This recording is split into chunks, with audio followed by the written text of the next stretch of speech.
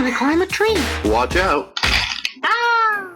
Welcome to another episode of the Forbidden Limb podcast. And we're going to do something a little bit different this time. I'm going to act as the host instead of Richard. I'm Jeremy Commander. This is Richard New, and this is Brian Hank, because we're going to be talking about Protospiel San Jose, which is an event I ran, and we're going to kind of give them a recap of that event, and I want to ask these guys what they thought of it. And so we're going to start off by asking some questions. Let me start with Richard. What's the benefit of going as a player? You get to play a lot of games. I mean, that's just sort of the blanket thing. It's as someone just who likes playing games, it's a great weekend because it's like, oh, now I can go to this table, now I can go to this table. How many people do we have this year? It was more than last year, right? We had, the count is more than 260. It's hard for me to get a perfect count because people don't all fill out the raffle slip. That's all right, do I count? But it was higher than 260. It was somewhere between 260, maybe as high as 300, but probably around 260. I want to say 260 and be conservative. Well, that's probably why I was, I look at last year, I remember walking around and getting invited in games because it was like someone was sitting there with their game and there's nothing going on. It's like, hey, come here, So, and this time it was, they were sitting there with their players already, so it worked okay for me, I guess. Yeah, that's a really unique situation. I haven't figured out how to solve that problem, and I know you're really good at doing that. About getting people together to play games and stuff. Mm-hmm. Do you have a couple of how do you do that? What have you found works well to get people to play that game? Because designers oftentimes not very outgoing. Sure. Sometimes they are, but sometimes they're not. And how do you make that connection? I'd say be respectful of people's time. Why is it worth my time to come participate in this prototype event? So in the case for players, we offered free admission or $5 admission to be the VIP player. And you got a micro game and a badge and some other stuff. Enter the raffle right away. So it's very low cost to you as a player to attend. We offered free food. We did 5.5 meals there. So we fed you pizza and togos and stuff like that to stay there and play games. And we had raffle prizes. We sort of paid you for your time by raffling off a ton of games that were provided by Impressions Distribution. Now it was a sponsor of the event. So I was respectful of that time. And then also I asked designers to have a way to explain their game up front. So a lot of designers had signs saying how long it took to play their game and what kind of game it was and how many players it would be. So as you walk around and you're trying to pick out what to play, you don't have to heal a whole spiel. You can look at the sign and go, oh, this looks cool, and there's 4 of us right now. We could all play this game. And so part of that is getting the designers to do some prep work and having some value for the player to say, hey, I really value your time and that you're coming here to play this game. I want to thank you for doing that. And I saw a few people real quick that they would have that, and then it would just be a picture, a logo, the name of the game, and then 5 words. What is it? Hidden identity, social deduction, 4 to 8 players, and that's it. Just so it's really quick, because you're not going to probably sit there and just read a story about the game, right, the theme or anything. That and time are the 2 things that I always ask about. It's and I've said this before, but what kind of game is it, and then how long does it take? As a designer, I need to be respectful of your time. Not everybody wants to play the 2-hour Euro. In fact, there were several big, long 90-minute 2-hour Euros there, and they had a harder time getting players in the fast casual games because people are more attracted to that, especially the kind of the walking off the street crowd. We've got lots of just big demographic, all kinds of different people. And so let's play this 30-minute game. Well, there are players who don't like the short games, right? There are the hardcore gamers. Absolutely. And they're walking around looking for that 2-hour Euro because they want the big meaty game and they want to be able to find that. Brian, what surprised you about the event? I thought the panels were pretty well attended. I think they went pretty well. I think people enjoyed them. So I guess people were more interested in that, and it's kind of what we do here. It was really kind of on the business side of the tabletop game industry. And so I guess that was probably my biggest surprise. There were 2 panels. One was how to go the non-Kickstarter route, I think. It's ask about anything that's not Kickstarter. Okay, all right. Everything but Kickstarter. So and the other one was design, Kickstarter. really. Yeah, design, publishing, manufacturing, all that kind of stuff. Okay. Not anything about Kickstarter. And the second panel, that was hosted by Grant Rodick, who's is a local designer and did a great job with that. I'm very grateful to him. And then that was Friday night. And on Saturday night, we had All About Kickstarter, hosted by Richard Blist from the Fun in the Dream podcast. And that was very useful as well. People could ask lots of questions about Kickstarter and how it's changing now that it's saturated and there's 100 games or 200 games a month hitting Kickstarter. How do you compete with all that noise? If people wanted to find it, you can find it on the channel too. That's correct. The Forbidden Limb channel, we have both of the panels up there. Anything you go there like, I didn't expect to find a game that did this, or I didn't expect that I would what's get funny? sucked into My this. mind went to something completely different. The food was amazing. I was so surprised. Like, I knew good. you talked about having a bigger budget for food. Yeah. And I remember last year it was sort of like a make your own sandwich bar, essentially. With a couple other things, but this year, having the Togos there was just, I can just, and now I can go off and play a game, and that was outstanding. So that surprised me, and I didn't expect that. So if you're in the area next year, stop by. At the very least, you're going to get fed and play a game. So it's, how bad could that possibly be? That's awesome. I got several compliments on that, and I stole that idea from Protospiel Austin. They had food to keep people playing, so they didn't all it's mealtime, and suddenly everybody evaporates. Exactly. And keep people in the site playing. And so that was useful. I will if I do Game Castle again next year, I will do that again next year. What surprised me about the games, as always, just sort of a very situation. All sorts of different options for you to pick. The quick ones, the long ones, the variations on match your colors up. Versus, I played one about trying to run during the which one? What 1918 election? I think it was. The Bull Moose Party. Yeah. Now, actually, now that I think about it, I don't think that's the right date because it should be divisible by 4. But sorry, I'm that guy. It was the Bull Moose.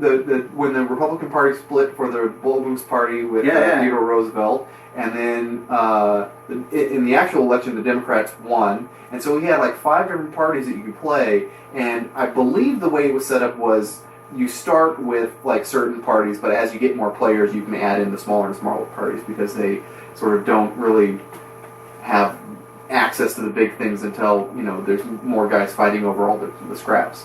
That's an interesting historical theme. I think Blue Panther brought that. And it felt like, you're going around and having to make tough choices about, where do I go and how do I, nail down my constituency and take it away from this guy who keeps stealing my guys and, stealing my votes. So that was a lot of fun. And I don't even think that one was that long. So it was just a wide variety of things that you find, that the creativeness of people, that always surprises me. That one got some good buzz. What did you learn? What is a learn or takeaway that you gained from the events? I should have strategized a little better about finding a table. So I had a permanent table there, but if you didn't, to find the right one that gets the most traffic, right by the door, and or in a good place where people can play and they're not going to be kind of scrunched, playing. But just doing that and then strategizing my time and how I should be spending that. I ended up playing a lot of other people's games. I didn't get much playtesting of my own stuff, and so that was on me in not because you went as both a publisher and a designer. Right. So as a designer, you had one of your own games to test, and you had a signed game you wanted to test. So you had 2 games you wanted to get to the table and play test. Mm-hmm. And there were 8 bajillion designers there who wanted to show you their games as a publisher. Yeah, that was the big so there was thing. lots pulling on you. Yeah, there were a lot of, there's just so many, amazing games out there. All these designers who, just want to get more attention for their game. And so then, it's, hey, can you come play my game? Can you play it? And so, I was happy to do it. And I enjoyed that part of it. I just didn't get much of my own testing done. So I got to figure out a better way to just, manage your time. Yeah, manage my time. The 3 days goes by quick. What did you learn? Any takeaways or learns that you're like, I learned? I saw an example of some of the stuff that we've been talking about, which I guess I haven't had the most experience with, just because I've never finished a design of a game before. But there was a guy that I liked his game, a guy that I really like, and then I played it a couple times. It was this dice rolling game, and you're basically trying to. They just had chemicals on them, and you were trying to basic elements on them, and you were trying to create the right proportions of things that you need to fill up your tank and get your ship off this planet, and there was a timer on the game, so like it could last 20 minutes, and and then it was over. When he said it was a 20-minute game, it was a 20-minute game. I really liked it just because it had this very elegant way of working with it. There was definitely choices to make throughout the game of what do I reroll, what do I not reroll, and then I got an email from him afterwards that he started his Kickstarter campaign, and it's just it was sort of heartbreaking because it was like I don't think he was ready to go for it yet. He didn't have the backing. On the first couple of days, I guess, he get 10% of his funding, which doesn't really. We've talked about this before, how they go. Mm-hmm. I mean, what percentage of your funding was done on the first, say, 3 days of your most recent Kickstarter? Most recent one, I think we were funded within 3 days. I think it was just over a day before we were funded. Okay. But it is important. You need. I mean, you're hoping for 50% of your funding on the first day. Right. Most of your funding comes in the first 2 days and the last 2 days. So this first 48 hours are critical. I did a Kickstarter for Protospiel, and we funded it in 8 minutes. There's lots of demand for designers. So hearing that afterwards was sort of like, oh man, that's he'll have to try again. He'll have to. So he had a mechanically good game. I thought it had a good theme. Mm-hmm. It had good mechanics. Mm-hmm. It was entertaining to play. Like, oh, I like this game. This is a good game, but may not succeed on Kickstarter when it's competing against 200 other games on Kickstarter at the same time. As we talked about as you guys talked about in the panel, and just getting lost in that noise. And do I have the marketing and then the reach to get it out there? Right. And that is sad because you want to see a good game succeed. Because I mean, I back a lot of stuff on Kickstarter. I get a lot of crappy games. Right? You get the game, you're like, man, this game isn't very good. It needed to be tested more. They could have done this. And so you really want to see the good games hit the market. And for me, that's part of my motivation of going to these events too, because I want to help fellow designers make the best game possible and so that I have good games to play later. I'm effectively investing in the future of the hobby. What would you do differently as the creator of the event? What did you? Sure. What are you going to do next time different? So I did tag tables this time as an opt-in. I said, hey, you can. So I've been to both Protospiel and Unpub events. Unpub's all fixed tables. You have a dedicated table for you, the designer. And that gives you a lot of peace of mind as a designer. You don't have to fight for tables. You don't have to get there early. You can sleep in. You can leave your game set up. You can leave your stuff at the table. It gives a lot of benefits to that fixed table. What I don't like about it is it encourages designers to not play each other's games, to just camp at your table and not go around and play each other's games. And some of the most valuable feedback you will get in developing your game is from other designers, or also making those network connections. We were talking in a previous episode about finding manufacturers, and this is and I could have helped my friend out. Exactly. Right. You can. So like, I'll go to an event and I'll play other guys' games, and now I played that game when their Kickstarter goes up or it gets published. I can tell you guys, oh, I've played that game. That game's amazing. You should back it. You should buy it. So you're developing your network with other designers and small publishers. I may hear about a good manufacturer. Brian's like, oh, I just got these guys, and they made these custom dice for me, and they were great. I'm like, oh, I need to do custom dice too. I'm going to call up the guys that Brian just used. And so the fixed table system worries me, because then people camp and they don't play each other's games. And I find, I fly to Texas and keep going to Protospiel Houston. Kevin Nunn is, I consider, my Protospiel mentor. I'm copying a lot of stuff from him. I've learned from how to do this from him. Because one day at Protospiel Houston, the tests I get in there are worth a dozen tests, maybe locally, because the other designers say, this mechanic is going to have this problem, or here's how you fix it. I make so much progress when I have a bunch of other designers play my game that it's super valuable to me. So I did a tag table opt-in, meaning I told designers, hey, if you want a tag table, instead of a free or open tables, that's how Protospiel normally does it. The tables are open to anybody, and you just take turns on the tables. They're not assigned. And so that encourages people to play each other's games. That's how all the Protospiels do it. I said, I'm gonna offer you a tag table. If you opt into this, you will share a table with one other designer, and you guys will own that table for the weekend, and you guys can divide it up however you want. Take turns. One guy gets Friday, one gets Saturday. Take 2-hour blocks, 4-hour blocks, whatever you want to do. And I got a bunch of positive feedback from people. They really liked the tag table system because they got their other designer they're sharing a table with to play the game with them, and they had like dedicated breaks. They'll go, now it's the other guy's turn. I'll go play someone else's game, or I'll get some food. And so I think I might go mostly or all tag tables in the future. Togos, that was a big thing too, right? So the budget is super tight. I'll put the budget's going to go up on the website and the Kickstarter campaign as an update. All my money took in and where it all went. I have all the receipts. I lost $14, so we came in at negative $14, which I think is pretty good. I'm happy with that. Negative $14. Okay, you can have your Togos back. Extra sandwich I took with me. And I had some. That's thanks to several designers who paid $20 just to come Sunday and participate, and they pushed me out of the red up to negative $14. So thanks to those guys who chipped in last minute on Sunday.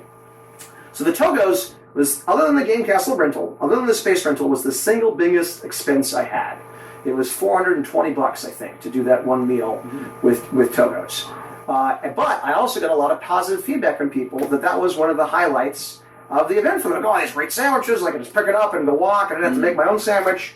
And so now I'm thinking next year, I'm like, do I do it again? But it's expensive. Do I try to do 2 of those? And so that's something that I've got to work out. That's how to manage that food budget. If I really love Game Castle, they are a fantastic host. The downside of being there is I'm limited to, they have about 40 tables. So that's, I can't get any bigger than that. 40 tables, so I set my hard limit at 40 designers. So I would never have more than 1 designer per table with the open table system that like Protospiel uses. So you wouldn't be fighting for tables. If I do tag tables, then I can fit more designers in, which is nice. So I've looked at, do I grow to a bigger venue? But then the venue cost is going to be so expensive that would kill any budget we had for food. Or do I stay at Game Castle and limit to how many designers I can have? And it's harder to get the word out, too, that I can't really go put up signs at other game stores for the event because they don't want to advertise a competing game store. Right. Whereas if I held it in a hotel, now I can put signs up in all the game stores, and they can help advertise that as a local game event. So that trade-off, kind of figuring out which way am I going to go next year. Am I going to do it the same, or am I going to do that differently? People urge me to go to the hotel this year, but it's so expensive to achieve that that I didn't want to do it. So like the Protospiel model is the designers basically pay for the event. Designers pay $50 or $100 for a designer badge, and that adds up to cover the event. That's all the time we have for right now because we love to talk and we've hit our time limit. We don't want to bore you or go over your commute. So we're going to wrap up this episode of The Forbidden Limb about a recap of Protospiel San Jose. We would love to hear from you. Please go to theforbiddenlimb.com and drop us a comment. Check out our other videos there. Find us on Board Game Geek through our guild and leave us a comment or contact us through there. And we'll see you next time for part 2 of Protospiel San Jose recap. Thanks so much for watching the Dice Tower videos. Find more great videos and reviews as well as our top-rated audio podcast at Dicetower.com. You can also find other great shows at Dicetowernetwork.com. I'm Eric Summerer, and you've been watching The Dice Tower. The Dice Tower is sponsored by Cool Stuff Inc., where you can find great games for great prices. Cool stuff in stock. Check them out at CoolStuffInc.com.